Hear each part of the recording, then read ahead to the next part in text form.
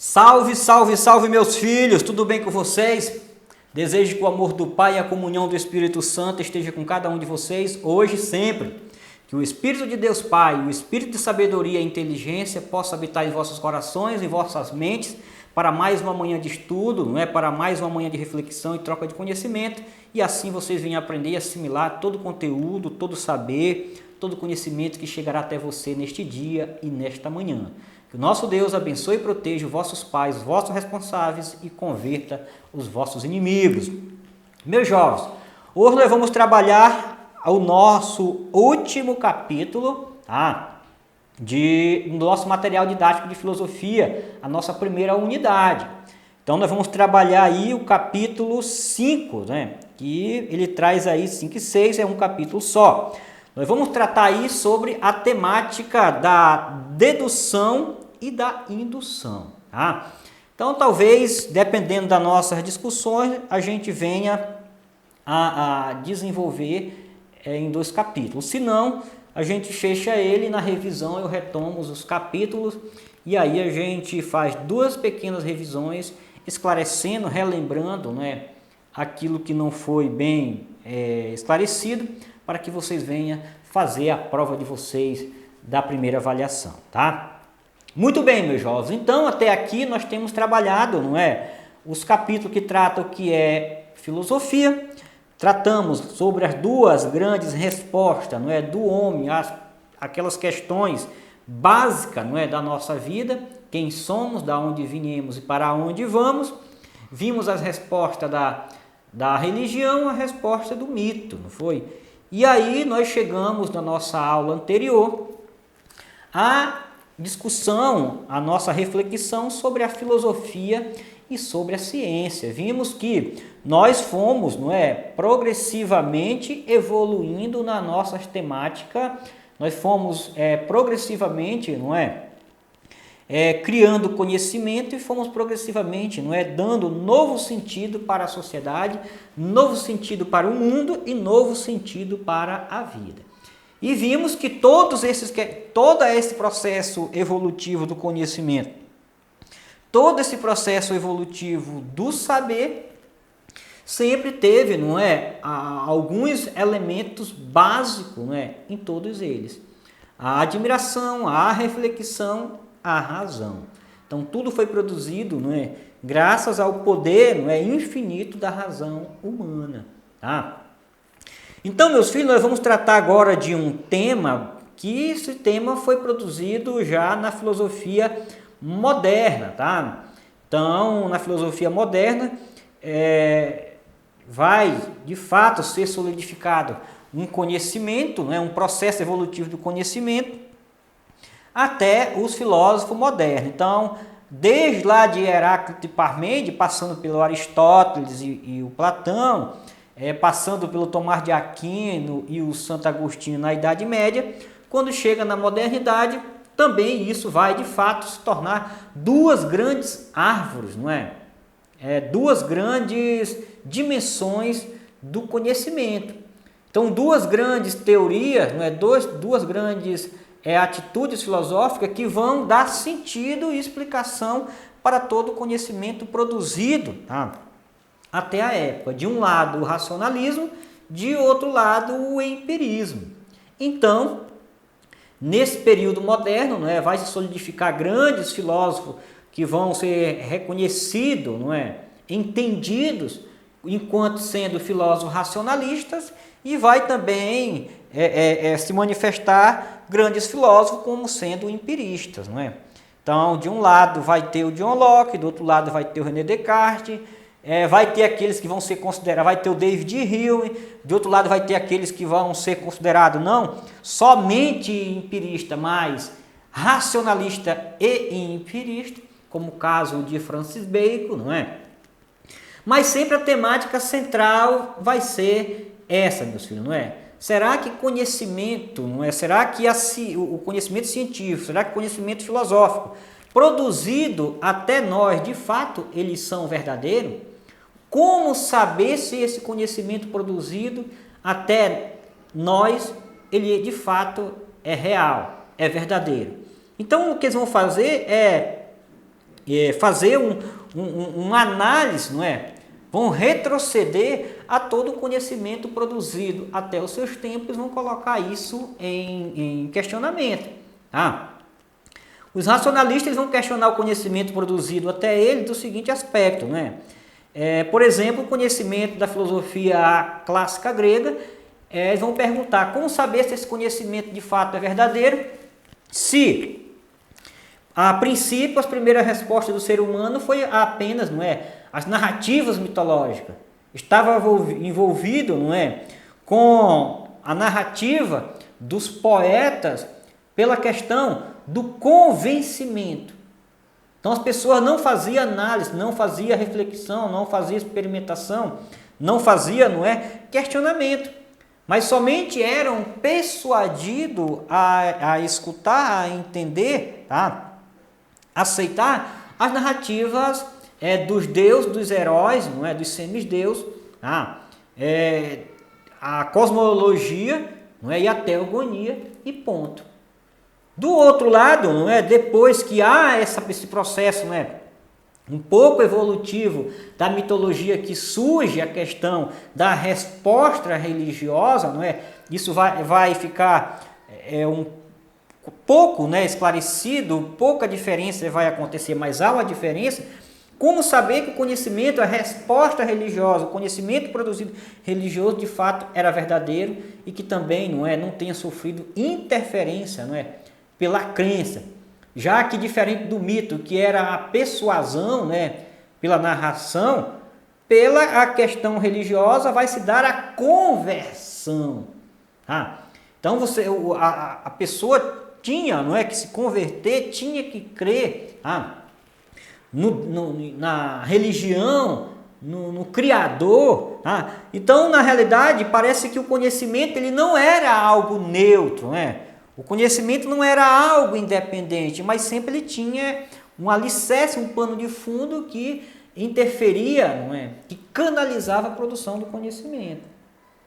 Da mesma forma, quando chega na era medieval, o conhecimento vai ser puramente, né? O conhecimento filosófico científico vai sofrer bastante a interferência da religião. E então, quando se chega no período moderno, com a eclosão do racionalismo, né, com a eclosão da revolução científica, esse conhecimento vai ser embalado. Então, na realidade, dois blocos de cientistas vão tentar dar a explicação para o conhecimento verdadeiro, aquele conhecimento que é palpável, aquele conhecimento que é experimentável, aquele conhecimento que é sentido, que é real. Do outro lado, não é, os racionalistas vão dizer que o conhecimento verdadeiro não deveria sofrer interferência dos órgãos do sentido, não deveria sofrer interferência da questão, não é, do experimento, das questões das emoções, tá? Ter o contato visual auditivo, né, o total daquilo que se experimentava. Mas o racionalismo vai defender o conhecimento puramente racional. Então, é diante desse aspecto que nós vamos estudar, não é? Vamos agora entrar na temática do capítulo 5 e 6, que trata da indução e da dedução. Tá? Então a gente vai fazer a leitura do primeiro texto introdutório, eu vou explicar para vocês, nós vamos fechar o primeiro vídeo e aí na próxima aula a gente retoma esse capítulo, já que ele está dividido para 2 aulas. Tudo bem? Então na tela, meus filhos, deduzindo e induzindo, instrumento do raciocínio humano. Meu caro Austin, aqui entraremos no domínio da conjuntura onde a mais lógica das mentes falharia. É Sherlock Holmes, tá? Essa citação aí da epígrafe, meu filho. Personagem. A fim de refletir de forma coerente e metódica sobre os mais diversos problemas, é necessário dar importância à construção do argumento. O ser humano tem contato com muitas ideias existentes na sociedade e em sua mente. Muitas delas podem ser sensatas e outras podem ser completamente absurdas. Como fazer para diferenciá-las? A forma mais coerente seria o uso das faculdades racionais de forma crítica. Assim, a reflexão funcionaria como um filtro, separando o possível do impossível, o lógico do ilógico, o racional do irracional. O filósofo René Descartes, que nasceu em 1596 e foi até 1650, propôs a si mesmo a seguinte tarefa: submeter a um exame crítico todas as suas ideias. Colocou em dúvida até mesmo sua existência. Sua frase mais famosa é "penso, logo existo". Para Descartes, a faculdade de pensar comprova a existência do ser pensante.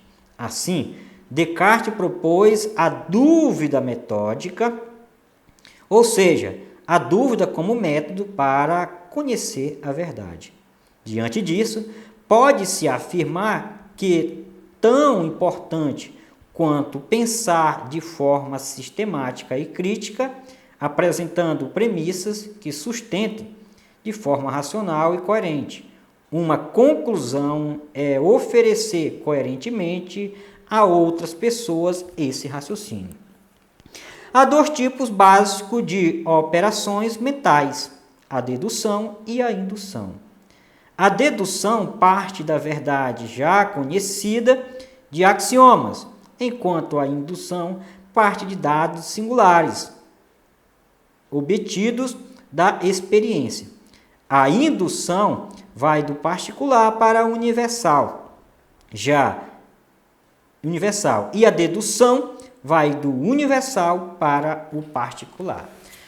Minhas crianças, essa temática ela é bem interessante, tá? Gostosa de se estudar e de aprender, porque isso vai acompanhar vocês todo o ensino médio, vai acompanhar toda a trajetória de vocês universitária, tá?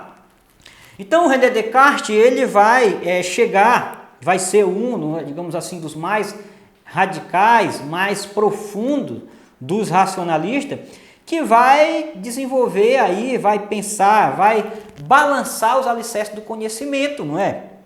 E vai solidificar o conhecimento racional. Então, René Descartes ele vai criar o primeiro método, não é, científico, o método racionalista, para questionar, para explicar e concluir o que seria um conhecimento verdadeiro para o racionalismo. Então, o René Descartes ele vai desenvolver, e aqui eu quero que vocês aprendam isso, qual é o método científico cartesiano inventado por Descartes para estudar, para desenvolver o processo do conhecimento, né? Então, aí existe uma ciência chamada teoria do conhecimento e o René Descartes é a base da parte que trata sobre o racionalismo.